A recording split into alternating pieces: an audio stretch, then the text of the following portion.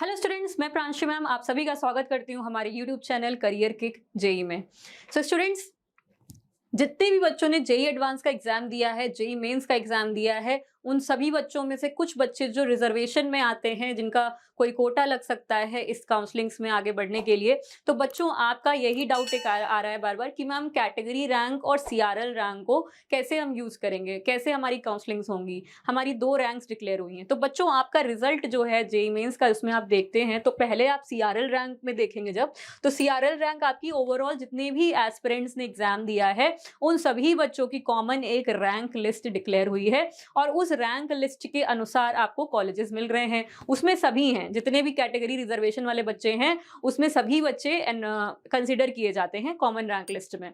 ठीक है, तो अब बात आती है जो कैटेगरी रैंक वाली। तो कैटेगरी रैंक है क्या? आपका जितना भी परसेंटेज का रिजर्वेशन है उस रिजर्वेशन के अनुसार आपकी एक कैटेगरी रैंक डिक्लेयर होती है और उस कैटेगरी रैंक का भी एक यूजेज है। तो कैसे हमें इसको यूज करना है, कैसे क्या होगा प्रोसेस, और हम इसको कैसे अपना काउंसलिंग्स में अपनी रैंक को यूज कर सकते हैं सो दैट अपना हमें एक अच्छा कॉलेज मिल सके, बेटर कॉलेज मिल सके। तो स्टूडेंट्स, इस वीडियो को एंड तक देखिए, काफी कुछ चीजें हम लोग डिस्कस करने वाले हैं।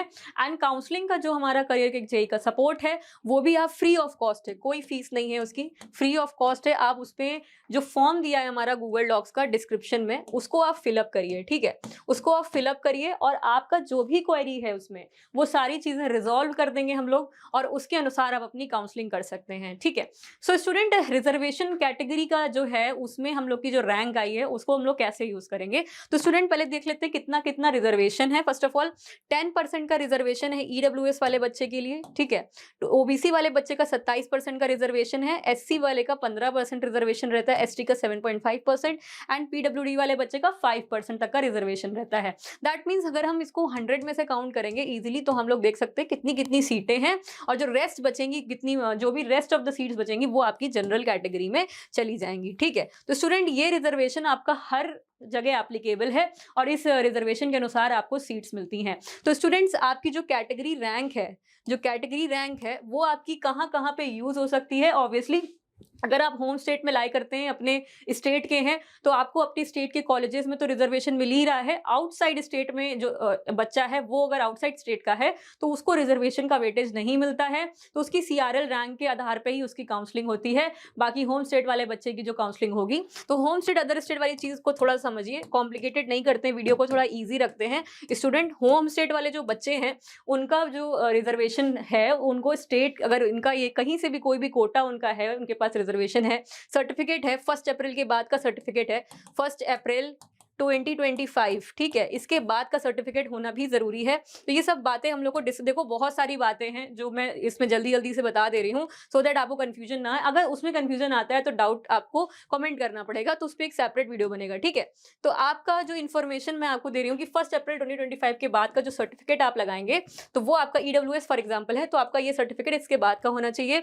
और आपका होम स्टेट भी लाई करता है तो आपका ये ईडब्ल्यूएस कैटेगरी वेटेज आपको मिल जाने वाला है। ठीक है, अदर स्टेट वाले बच्चे चंडीगढ़, दिल्ली, बस आपके यहाँ पे ही आपकी रिजर्वेशन एप्लीकेबल है, लेकिन बाकी जो स्टूडेंट्स हैं बाकी अदर स्टेट में कहीं भी आप अप्लाई करोगे तो आप जनरल में ही काउंट होंगे। फॉर एग्जांपल आपने एमपी में अप्लाई किया तो आप जनरल में ही काउंट होंगे। ठीक है, तो सीआरएल रैंक को पहले देखना है कितनी सीआरएल रैंक है, कैटेगरी रैंक को देखना है कितनी कैटेगरी रैंक है। जब हम जोसा की काउंसलिंग करते हैं तो हमारी कैटेगरी रैंक दिखाता है। ठीक है, और उसी के अनुसार हमारी काउंसलिंग पूरी होती है, सिर्फ जोसा के लिए, दैट मीन्स ओनली जोसा। और यही काउंसलिंग जब हम लोग सीएसएबी की करेंगे तो उसमें आपकी सीआरएल रैंक का यूज होगा। ठीक है, आई होप आपको ये बात क्लियर हो रही होगी कि कैटेगरी रैंक का क्या वैल्यू है और सीआरएल रैंक का क्या वैल्यू है। ठीक है, तो दोनों ही रैंक को हम लोग इस तरीके से यूज करते हैं। जोसा में जो कैटेगरी में आपको कॉलेज मिलेगा वही सीसैप की काउंसलिंग में सीआरएल से मेंशन होके सीआरएल पे आपको मिलेगा, लेकिन आपकी जो रिजर्वेशन है वो आपको वैल्यू मिलेगी उसकी, जो आपका परसेंटेज रिजर्वेशन आपको मिल रहा है वो आपको सीसैप में भी मिलेगा, लेकिन मेंशन आपकी सीआरएल रैंक को किया जाएगा। ठीक है, तो ये डिफरेंस है थोड़ा काउंसलिंग में। जितनी भी आप काउंसलिंग करेंगे बच्चों, जैक दिल्ली की आप काउंसलिंग करेंगे, ठीक है, या फिर जैक चंडीगढ़ की करेंगे, देन आपकी यूपीटीयू की काउंसलिंग्स हैं, ठीक है, यूपीटीयू की काउंसलिंग्स हैं जिसको यूपी टैग कंडक्ट कराता है, यूपी टैग काउंसलिंग कंडक्ट कराता है, एमपीडीटी की काउंसलिंग होगी, देन आपकी रीप की काउंसलिंग होगी, जितनी भी ये सारी काउंसलिंग्स मैं बता रही हूँ, हरियाणा की एचएसटीईएस की होगी। तो ये सारी काउंसलिंग्स में आपकी जो कैटेगरी रैंक है वो आपकी ना शो होते हुए आपकी सीआरएल रैंक यहाँ पे शो होगी, ठीक है। सीआरएल रैंक के आधार पे आपकी यहाँ पे काउंसलिंग पूरी होती है और जोसा की काउंसलिंग में आपकी कैटेगरी रैंक पे आपकी काउंसलिंग की जाती है। आई होप आपको वीडियो में जो मैंने इन्फॉर्मेशन दी है वो आपको क्लियर हो गई होगी और डाउट मैंने क्लियर करने की पूरी कोशिश की है। तो वीडियो आपको कैसी लगी, इन्फॉर्मेशन कैसी लगी, कॉमेंट जरूर कीजिएगा। And students, thank you very much for watching this video. ऐसे ही आपको लगातार कमेंट पे आंसर्स हम आपको प्रोवाइड करते रहेंगे। So students, keep watching this channel and subscribe जरूर करना हमारे चैनल को। तो see you guys with the next topic.